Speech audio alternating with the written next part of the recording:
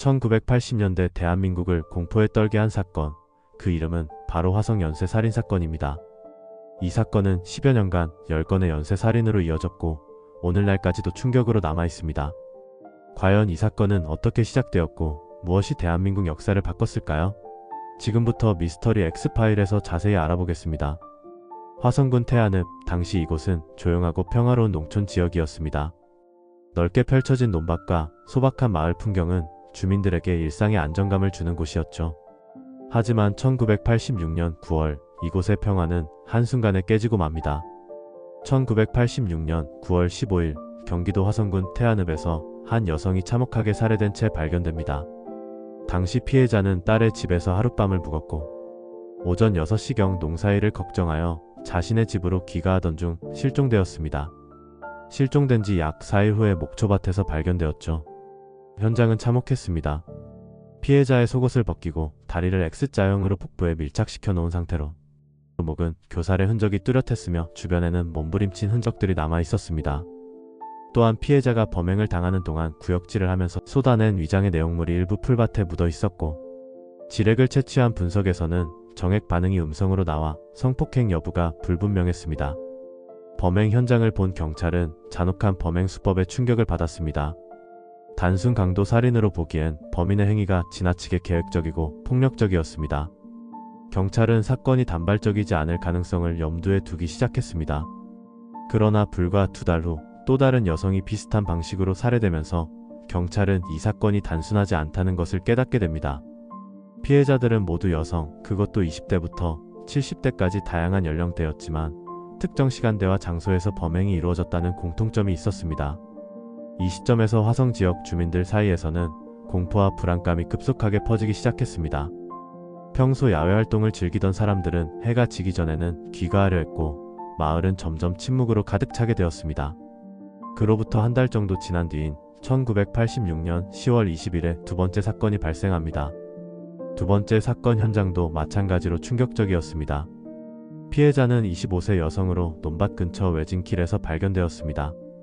그녀는 당시 알몸 상태였고 목에는 끈으로 졸린 흔적이 남아 있었으며 피해자의 소지품은 대부분 사라졌고 몸은 비에 젖어 있었지만 저항의 흔적이 현저하게 남아 있었습니다. 경찰은 범인의 것으로 추정되는 우유팩, 담배꽁초, 모발을 분석했고 국립과학수사연구소에서 분석 결과 B형이라는 판정이 나왔습니다. 1986년부터 1991년까지 총 10건의 살인사건이 발생했습니다. 피해자들은 대부분 외딴 길을 걷다가 변을 당했으며 범인은 피해자의 옷가지를 이용해 손을 묶고 목을 졸라 살해하는 잔혹한 수법을 사용했습니다. 당시 경찰은 180명만이라는 경이적인 숫자의 인력을 동원해 수사를 진행했지만 결정적인 단서를 찾지 못했습니다. 당시에는 DNA 분석 기술도 미비했고 과학 수사보다는 목격자 진술과 물증에 의존해야 했습니다. 이 시기에 경찰은 수많은 용의자를 조사했지만 제대로 된 단서를 잡기 어려웠습니다.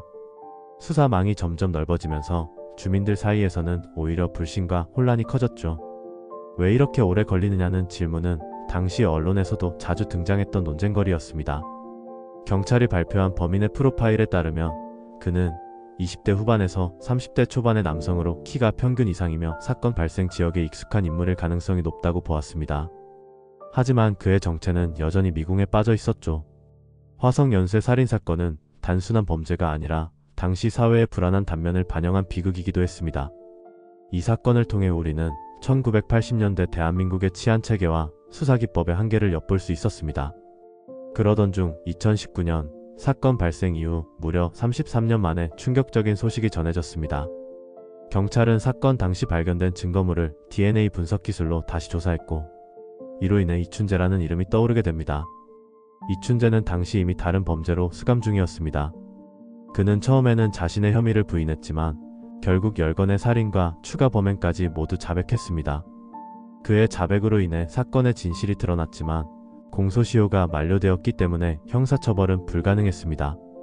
다만 무기징역을 선고받은 상태에서 1급 모범수로 분류되어 가석방 신청을 했지만 불어대는 정도로만 바뀌었죠. 영원히 미제로 남을 뻔한 화성 연쇄 살인 사건이 해결되면서 미제 사건의 해결에 대한 기대감이 높아졌습니다. 화성 연쇄 살인 사건은 끔찍한 범죄 그 이상입니다. 이 사건은 대한민국의 수사 방식과 법률을 변화시켰고 미제 사건의 중요성을 다시 한번 상기시켰습니다.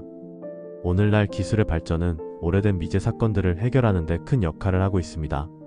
하지만 무엇보다 중요한 것은 피해자들과 그 가족들의 아픔을 기억하고 더 나은 사회를 만들어가는 것입니다.